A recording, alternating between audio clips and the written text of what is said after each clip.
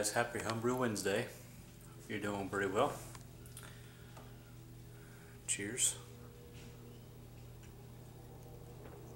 This is actually a new beer I found here in Atlanta. It's called Allegheny Pale Ale. If you can get a good picture there. It's quite good. From obviously you can tell it's from Pennsylvania. But we have a place here where you can actually buy grain. It's a homebrew shop and buy grains and all that. But they also sell beer, and from different places, just different craft beer places, and it's quite good. I've had many of the different things that they sell there, but this one in particular from Pennsylvania I just really liked. So anyway, let's see. Still having the issues with kegging. I know a couple of you guys out there have told me a few things. See, one person was telling me, what was it?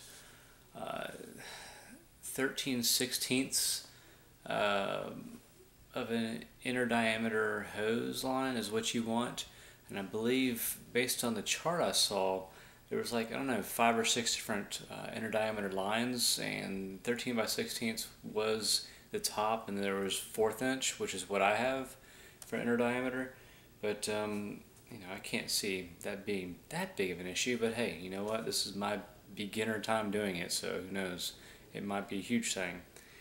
Yeah, I saw that, and then 5 feet I've heard from one person, and then 10 feet from another person. And I actually, one person was that I read, I believe he was the one who commented on mine, I can't remember his name, but he said 10 feet for 1/4 inch inner diameter is probably not enough. So I did look up a proper way of doing this, and it turns out that there's a good formula for it. It's L equals what is it, the pressure of PSI minus 1 divided by the amount of, I guess it's degradation, the amount of loss in line, depending on what the inner diameter size of the line is, which mine is a 1/4 inch.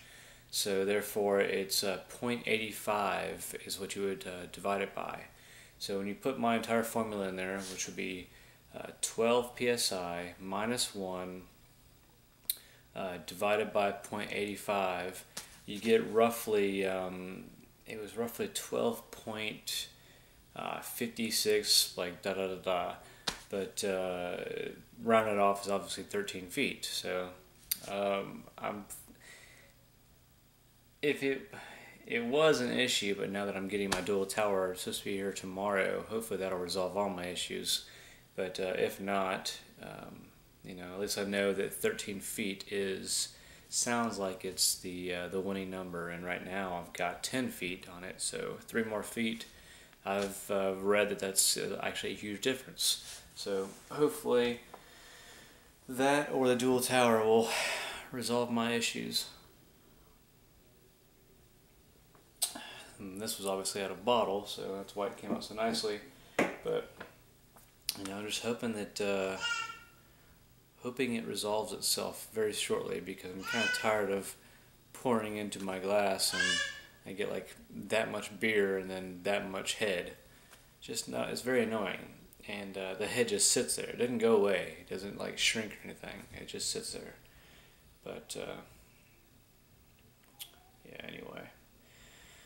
So yeah, not much to talk about this Wednesday, but just want to throw that kegging issue out there and try and get some more feedback. But like I said, tomorrow I'll be getting my dual towers and the lines that come with it. So hopefully that'll be the answer to all my prayers, because I'm looking forward to being able to just walk up to it, open it, and give me a nice beer. I also noticed one thing that was kind of strange. I don't know if it's I mean, I don't really know the term oxidation is. I've heard of people talking about it. I know that it's when oxygen gets into the beer, it oxidizes it. But in terms of flavoring, I'm wondering what that flavor is, because right now, I know that I released what was it, the I forget the name of the little thing is in the middle of the keg you pull and it releases air. But anyway, I did that a few times when I first started putting the beer in there, or when I had the beer in there, getting ready to put the PSI or the CO2 into it. I did that about 5 or 6 times, so I feel like that's I got the air, excuse me, the oxygen out of it. But I don't know. Recently, it just has this just a very distinctive flavor, not the beer flavor that I'm used to out of it. It's how can I best describe it? It's kind of like an old caramel flavor. That's the best way that I can explain it. It's just very, very present. But hopefully, it seemed like over the past couple of days it kind of went away, but it still was lingering a little bit. But now the keg is flat as can be because I ran out of CO2. I had a couple leaks, so that was my other run-in. But yeah, now that I've got another CO2, and I put some what is it, the vinyl tubing tape around the nozzle, and I put a washer into the gauge that goes onto the CO2 tank.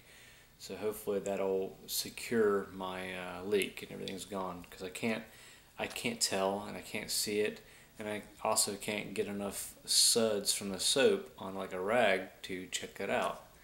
So hopefully the past two that I've gone through have gone out in a week. So we'll know at the end of next week to see how that goes. But I put my ear really close up to it, and I couldn't hear anything. But I mean, the sound could be so minute that I can't even tell, to my ears at least. So yeah, that flavoring is a little odd. But like I said, the keg is now flat from the lack of CO2. So hopefully now that I'm running 12 psi into it, hopefully in a couple of days it'll be pretty good, and I'll be back to normal, hopefully. If not, I've got my American Wheat Ale that I'll be putting in it soon, so that'll solve things. More beer. Cool. All right, guys. Well, happy Brew Wednesday, and happy Homebrew Wednesday, and enjoy yourself. And I look forward to seeing you guys. Your videos. Take care.